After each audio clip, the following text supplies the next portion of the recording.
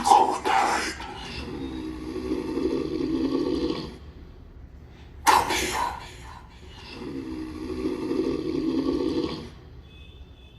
You can't hide from me. तो hello दोस्तों, आज मैं फिर से आपके लिए एक डरावनी हॉरर स्टोरी लेकर आ चुका हूँ।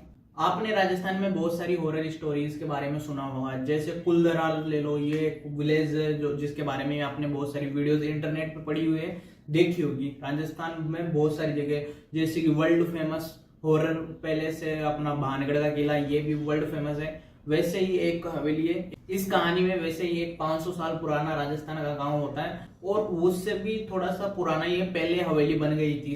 इस कहानी में 3 दोस्त होते हैं। रोहित यूट्यूबर होता है, अंजलि उसकी दोस्त होती है और सुमित कैमरामैन होता है। इस कहानी की शुरुआत होती है रोहित के व्लॉगिंग स्टार्ट करने से। रोहित व्लॉग की स्टार्टिंग में कहता है कि दोस्तों आज हम जा रहे हैं उस हवेली में जहाँ हर रात अजीब सी आवाजें सुनाई देती है। और अंजलि डरते डरते कहती है कि मुझे अच्छा नहीं लग रहा है, ये जगह सही नहीं है। और वहां पर दूर से घंटियों की आवाज और सिसकियों की आवाज आने लगती है और हवेली का दरवाजा अचानक से चिरचिरा की जाती है ना, डरावनी सी आवाज आती है, उसके साथ खुलता है। हवेली बहुत पुरानी हो चुकी है, उसकी बहुत सालों से देखभाल नहीं की गई है। वहां पर जाल लगा हुआ है चारों तरफ मकड़ियों का और गंदगी हो रही है चारों तरफ। सुमित कैमरा ऑन करता है और उसके कैमरे के सामने से एक साया गुजरता है और फिर जब सुमित कैमरा घुमाता है तो उसको कुछ नहीं दिखता है। अंजलि को सीढ़ियों से बच्ची के हंसने की आवाजें आती है। रोहित कहता है कि यहाँ पर बच्चा कहाँ से आया। तीनों दोस्त एकदम से दीवार की तरफ देखते हैं और वहां पर दीवार पर फोन से लिखा हुआ था, ये दरवाजा मत खोल। रोहित को वहां पर पास में एक ताले से बंद लकड़ी का दरवाजा दिखता है। रोहित उस दरवाजे को खोलता है और पीछे से जोर से हवा का झोंका आता है और एक लड़की की जोर से चिल्लाने की आवाजें सुनाई देती है। वो दरवाजा एक तेखाने का दरवाजा था। तीनों दोस्तों को तेखाने में उतरते वहां पर दीवारों पर काले हाथ के निशान दिखाई देते हैं। कैमरे में अचानक से कुछ गड़बड़ होने लगती है और रिकॉर्डिंग होना बंद हो जाती है और स्क्रीन पर एक आधा जला चेहरा दिखाई देने लगता है। तभी अंजलि डरकर भागने की कोशिश करती है और दरवाजा अचानक से बंद हो जाता है। हवेली के हॉल में अचानक से कुछ मंत्र सुनाई देने लगते हैं तीनों दोस्तों को।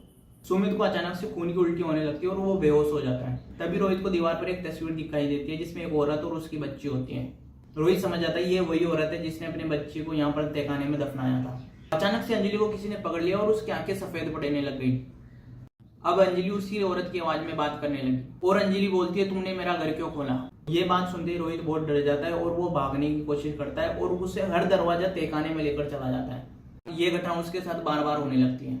सुमित के हाथ से कैमरा गिर गया था और उस कैमरे में आधा धुंधला दृश्य दिखाई देता है। अंजलि के शरीर में उस औरत की आत्मा थी और अंजलि फिर रोहित के गले पर हाथ रखती है। अचानक से हवेली की लाइटें जलने और बुझने लगती है और जोर से चिल्लाने की आवाज आती है। कैमरे की स्क्रीन धीरे धीरे ब्लैक हो जाती है, मतलब बंद हो जाती है। कैमरा फिर से ऑन होता है। तहखाने में सिर्फ सुमित का टूटा हुआ कैमरा पड़ा है और एक बच्ची की हंसी की आवाज आती है और तहखाने में अचानक से नीले रंग की रोशनी पड़ने लगती है, धीमी रोशनी। और फिर सारे तहखाने में घंटियों की आवाजें, चिल्लाने की आवाजें और अजीब अजीब सी आवाजें आने लगती है। फिर अचानक से रोहित को लड़की की आत्मा दिखाई देने लगती है। वो लड़की की आत्मा रोहित से कहती है, तुम मेरी मदद करो। रोहित कुछ समझ नहीं पाता है क्योंकि रोहित बहुत डरा हुआ था। 3 दोस्त होते हैं इस कहानी में। रोहित और अंजलि डरते